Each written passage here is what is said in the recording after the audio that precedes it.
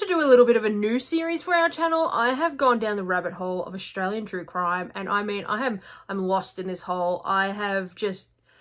There's so many stories, and I have to know everything about every case. I have become obsessed.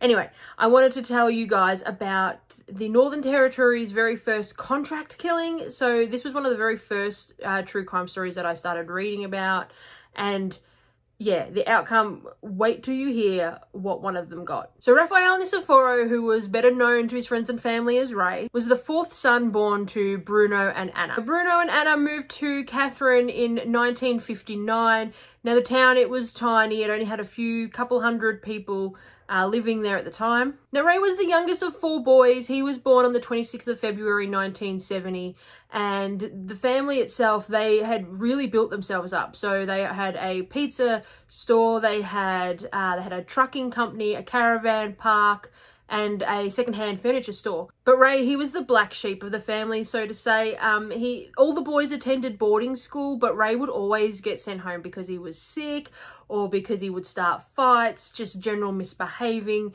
He did get kept back a couple of years during primary school, but overall he wasn't a good kid at school. He got into a lot of mischief.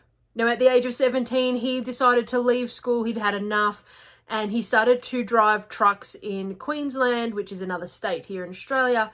He was doing that for a decent amount of time. He had found himself a girlfriend in Queensland, but unfortunately, apparently they'd split up, and he took the breakup really rough. He decided to then move back to Catherine and just stay right away from Queensland altogether.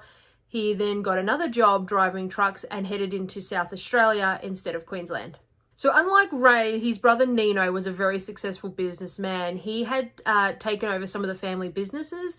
He took over the pizza store and turned it into more of a restaurant.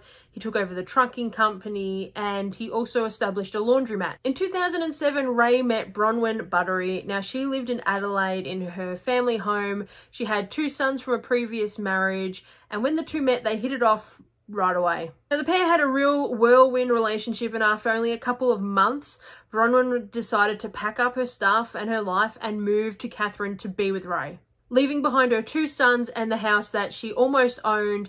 It was valued at the time at $250,000, and she'd only owed $35,000 left on it, so she was fairly well established in her own right. Now Bronwyn moved to Catherine in October, but it was only December that they had their first real big falling out. Apparently on New Year's Eve, Ray got extremely drunk and very abusive towards Bronwyn. She said that she remembers it so clearly because of some of the really horrible, racist, nasty things he said to her.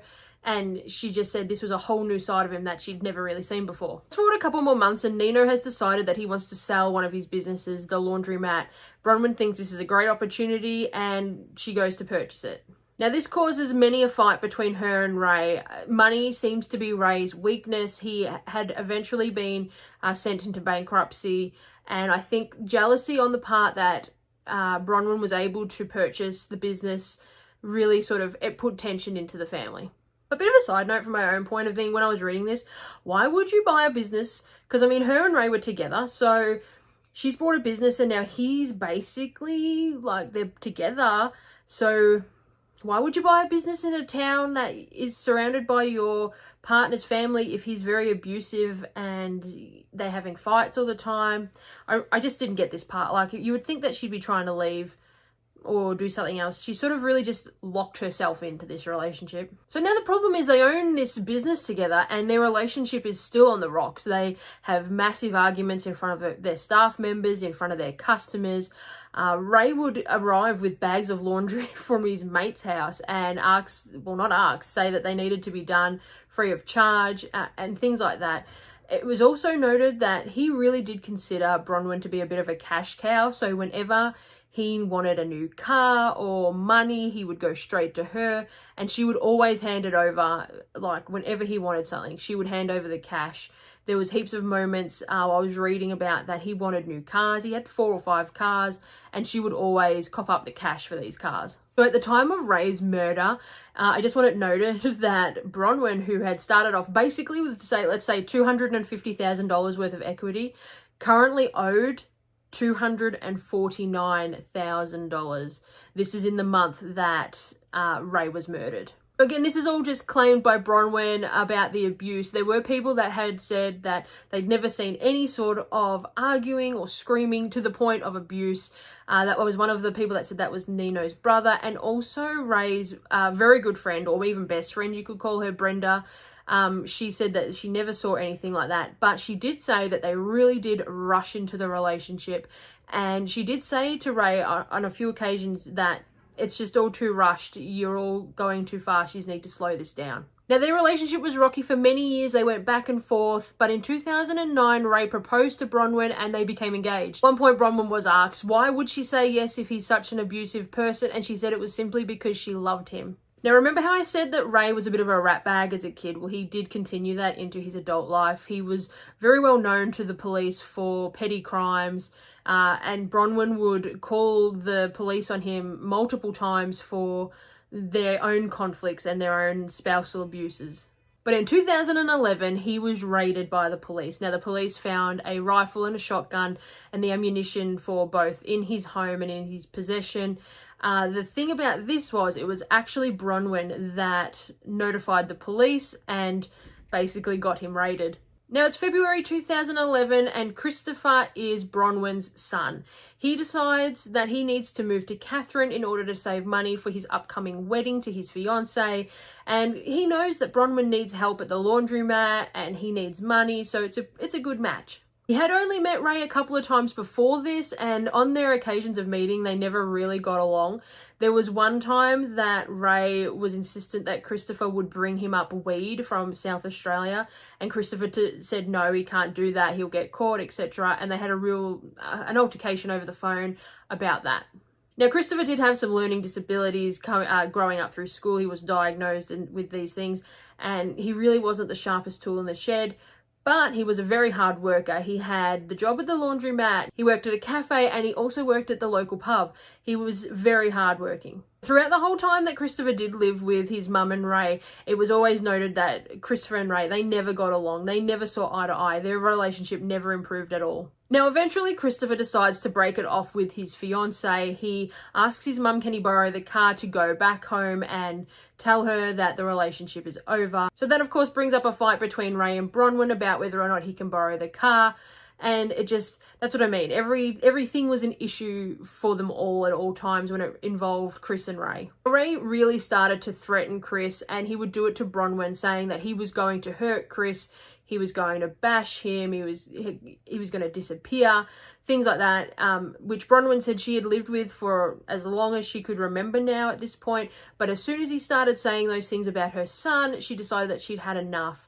And so she ended up leaving him. Now, she only moved down the road. She was in a caravan in the caravan park, which was still owned by Ray's brother, Nino. It had been abandoned, so there was only like a handful of people living there now, but she was very friendly with some of the others that still lived in the caravan park. And Ray lived in an apartment at the other end of the street. Now, even though they had split up, they still had the business together, and Bronwyn would frequently visit Ray at his apartment. It was still a very on-again, off-again relationship in regards to everything. They would tell people that they were separated, but there was lots of, let's say, visits. Now, Christopher did make himself a couple of friends, Zach Greaves and Darren Halfpenny. Darren Halfpenny, whose nickname is Spider, and they were a bit of a rough crowd. Zach's family owned the local sunglass store, and Darren, I didn't really find much about his background, but they were always together. They were playing video games, smoking pot, they were a bit ratbaggy, but they didn't really get up to too much mischief together. Now, on the 23rd of October 2011, Ray had not been heard from for a couple of days. His best friend Brenda, she said that they would talk constantly. At minimum, a couple of days without talking to each other was very rare. So she started to get really worried. She went to Ray's apartment, knocked on the door, bang, bang, bang. There was no answer at all. She goes around the back of the apartment, breaks a window and gets in. She discovers that Ray is not there, but there is most certainly something not right. There is blood everywhere. And so she calls the police and explains everything that she's just found. Now, just 2 days later, local grader driver Daryl Hill, he discovered the body on George Road. Ray had been wrapped in a tarp, tied up and dumped. Now, the area that the body was dumped, it was bushland, but the body had only been dumped on the road. Had whoever dumped the body gone a few, even meters out, it could have been not found for days. Remembering that the area in which this is taking place is there's vacant land for miles. Like, you could really have hidden the body much better than on the road, but that's where they dumped him. Now, of course, because of the history that Ray and Bronwyn have had and the very hostile relationship, the police went and questioned her as one of their top people. She had every excuse under the sun. She accused the Hells Angels Motorcycle Club of maybe having something to do with it. She said that he had a blue with another local store owner, and it was true. Ray did have many fights with many people in the town of Catherine, so really, it could have been anyone. But because of their relationship, the police they were determined to question Bronwyn, and they asked could she bring in her car and her laundromat van for a search. She had no problems, of course. She said yeah, and she brought them in the very next day. When the police did search the laundromat van, they found traces of blood which matched Ray. Now, remember Christopher's friend Darren, aka Spider? It was only 2 days after Ray's body was found that he went to the police to give a statement. Now, in his statement, he claimed that Christopher had given him and his other friend, Zach, $5,000 each to go and make Ray disappear. He also claimed that at the time when he agreed to go and help him, he didn't realize that disappear meant murder. He thought that they were just going to go bash him and scare him off, but they never realized that Chris's intention was to kill him. Basically, Darren said that he could not live with himself, the guilt, and that is why he went and turned himself in and gave the statement to police. So the police go off and they arrest Christopher and Zach as well. Now, Zach has claimed that he never accepted the $5,000 from Christopher for the murder. He did say that he offered to do it for free, basically. He also said, though, that he didn't realize that they were going to kill the man, but they were going to bash him in the head. But plot twist for Zach very soon. Basically, the trio were in custody, and they all had their little stories, and there were lies told and statements were changed. But eventually, we got to the core of the story, and we found out what happened to Ray. Basically, Christopher had asked his friends Zach and Darren to help him get rid of Ray. They said that he needed him gone. He had been threatening his mum and himself, and he was so worried that Ray was going to go through with his threats that it was either him or me, basically, was what Christopher was telling these guys.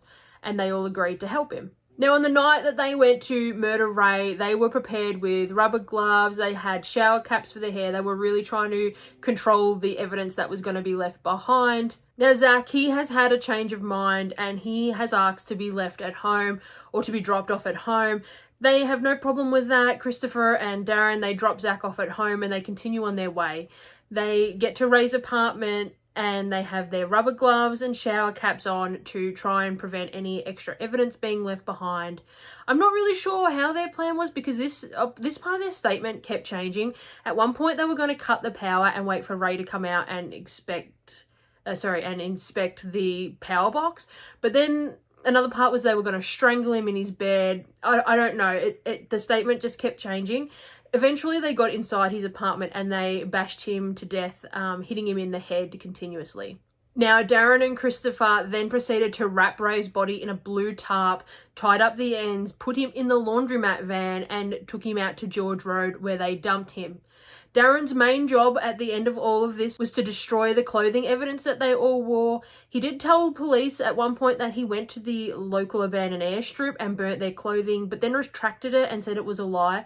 We're not really sure why he lied about that part when he told the truth about everything else, but he did then later admit that he had burnt some of the clothing and they found traces of the clothing in his backyard, but they're not sure why he lied about the airstrip. Because of Darren's statement to police explaining everything that had happened that night, the police had no issues and they went and arrested Zach and Christopher, both of which so Zach had a brand new Xbox, but that really wasn't out of the ordinary, because Zach had a little side pot business that was going on. So he was cashed up a little bit all the time anyway, which again could have been why he denied or didn't need the money that Christopher was offering. But Christopher still had some of the cash left over that he was going to give the guys. Now, the boys are in prison for months while they're awaiting their trial, and Christopher's mother, Bronwyn, is constantly visiting and writing to her son, Christopher. The problem with this is Bronwyn is always talking in code and trying to relay to Christopher that he should blame everything on Darren. I don't know if she didn't realize that their conversations were always recorded and the mail was always read, but she would send through coded letters. And like, for example, one of the things was, I remember when I was a kid, I would always have a halfpenny, but I would blame it on the halfpenny. Anyway, it really pinpointed that she wanted Christopher to try and blame everything on Darren. Bronwyn and Christopher's relationship during this time, it did struggle because Christopher made it very clear that he had done the crime. By now, he had actually even confessed to the police that he had done this crime and explained things that had happened along the way.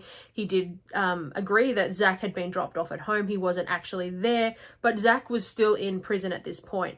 Even though he wasn't there when the crime was committed, he was there because he knew about it. He knew that they were going to go through that and he never tried to prevent it. Eventually, Christopher does say to Bronwyn, like, you need to stop. This has to stop.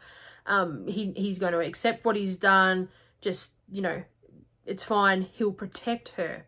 That was one of the key things when I was really researching the story. I was like, what does he mean he's going to protect her?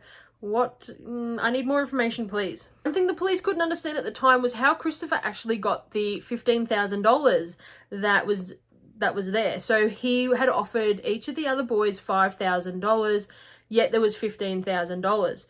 And they wanted to know how and why he got it. Now, this was an amount that all three had let slip at one point or another during their statements, and it ended up being Bronwyn's money. Katherine isn't really a big town still at this point, and no matter where you go, everyone knew who Bronwyn was. They would talk about her and even to her about the case and ask her questions. And I think it started to really get to Bronwyn. Bronwyn eventually went to police with a statement of her own confessing that she had in fact given Christopher $15,000 to get rid of Ray. She was always under the assumption that Christopher was not one of the people participating in the crime and that he had found 3 additional people, but he was one of the ones that was going to keep $5,000 and give the other 2 boys $5,000 each. She will claim even to this day that she never knew that Christopher was going to be a part of the murder itself. Now, little did Bronwyn know the police were very, very close to arresting her anyway. She sort of got in first with her confession, which I think helped her in sentencing, but she was very lucky to get in there. They were coming for her. And the conversations from when she was going and visiting Christopher, they had the letters that she wrote to Christopher when he was in prison, but they'd also tapped her phone. And there were also conversations between her and her friend Trevor, who she also called Nipper, that was really very incriminating. There was a lot of evidence on Bronwyn. She had a big mouth in the end. She was telling too many people too many things, in my opinion, if she wanted to keep this hush-hush. At one part in the story, Nipper is accused of helping the boys by dumping the weapons, and there was a bit of a conversation recording between Bronwyn and Nipper about this, but it obviously wasn't enough. And Nipper was never actually charged with this, but there is something fishy there, in my opinion, because the conversations that the police had recorded, he clearly knew something. And yeah, he doesn't, there's a part missing, I think, where Nipper could be involved. But to this day, he's never been charged or arrested for anything. So in December 2012, Darren Halfpenny went before the jury and he was charged with murder. Now, in the Northern Territory, they have minimum sentencing laws. So for this crime, no matter, even though Darren had dobbed on his mates and had given a statement to police, the judge had to give him life with a minimum of 20 years. The judge is on record at saying that he really doesn't think that that was fair because Darren had come forth and told them and helped the police with their investigation. But because of the minimum sentencing laws, he had no other option. So Darren was sentenced to life imprisonment. Now, in January 2013, Bronwyn was also found guilty. She was given 8 years with a minimum parole period of 4 years for orchestrating the entire thing. The judge did say that he had a more lenient stance for Bronwyn because of the mental and physical abuse that she had suffered from Ray over the years. Now, on the same day, Christopher was also sentenced and he was found guilty. Now, I would have thought that he would have got absolutely the biggest sentence of the lot because he did the hitting. I mean, yes, Bronwyn orchestrated it and she took sort of charge, but Christopher, he went and did the crime. He found his friends, he recruited them, he went and hit Ray on the head, he dumped the body. I mean, anyway, this is where I find it weird. He got a sentence of life imprisonment with an 18-year non-parole period, meaning that he could get out at 18 years. Whereas Darren, the one who confessed and helped the police with, like, basically gave a statement, he got 20 years non-parole period. Apparently it was because Christopher was a victim himself in a way from Ray and the physical and mental abuse by Ray, so the judge was able to give him a more lenient sentence. But again, I mean, their minimum sentencing laws up there, it's a little bit odd for me. I appreciate a good, stern, like, sentencing regime or whatever you call it, but Darren helped the police. You would think he'd get a little bit less than the... I don't know. Anyway, that's what he got. Now we come to Zach, and now he had backed out last minute. He obviously should have contacted the police instantly when he backed out, or, I mean, he should never have agreed to it in the first place, but he backed out. He wasn't even there. That was fact known at the very end of the thing. Like, both boys, Darren and Christopher and Bronwyn, basically said he wasn't there. There was even proof between cell phone towers that he just wasn't there. They dropped him off. Even a security camera footage I read somewhere, like from the direction of his house back to Ray's, was found, and it was clear that he wasn't there. He was also found guilty, which, fair enough. He got life and a non-parole period of 20 years. How does that work? He wasn't even there and he gets less than the person who hit him on the head. I don't get it. I mean, yes, of course he's guilty and he should serve time, but I don't know. I think getting more time than the person that actually did the killing is a bit rough, in my opinion. Now, Zach and Darren are still in prison. They're both very close, actually, to being at their non-parole period for release. I think they've only got a couple of years left each, maybe. Bronwyn, she is out. She's been released. She was released a couple of years ago. But unfortunately, on the 20th of August 2019, Christopher was found asphyxiated to death in his cell. Apparently, he had choked to death on synthetic cannabis. I don't know. That's a bit sus to me. I don't know. Sus. But I found this story so fascinating. I found it really fascinating about Zach. Zach was my main thing after finding all the information and realizing what had happened. The fact that Zach got the biggest sentence, that blew my mind. That really, really blew my mind. He wasn't even there. And I understand he was guilty. Like, I understand that, but he wasn't at the crime. Why did he get more than the person actually hitting the guy in the head? If you've enjoyed this story of the very first contract killing in the Northern Territory, let me know. I'd love to know who you guys want to hear about next. Drop any suggestions down below. I would love to I love researching this. I love to know all the ins and outs of all these cases. So if you have any suggestions, please drop them in the comment section below, and I'll see you next week, because this is fun for me. As sick as that sounds, I'm loving this. I love that I have a purpose now to read into all these crimes without just going, oh yeah, that was fun, I learned about that. I feel like I'm helping. I'm telling you guys. If you have enjoyed this video, please hit that subscribe button. It really does help our channel grow. And if you have a suggestion for who I can talk about next week, or any cases that you want to know about, drop them in the comments and I'll do my best to find out every little detail I can about them. I hope to see you guys in the next video. Bye!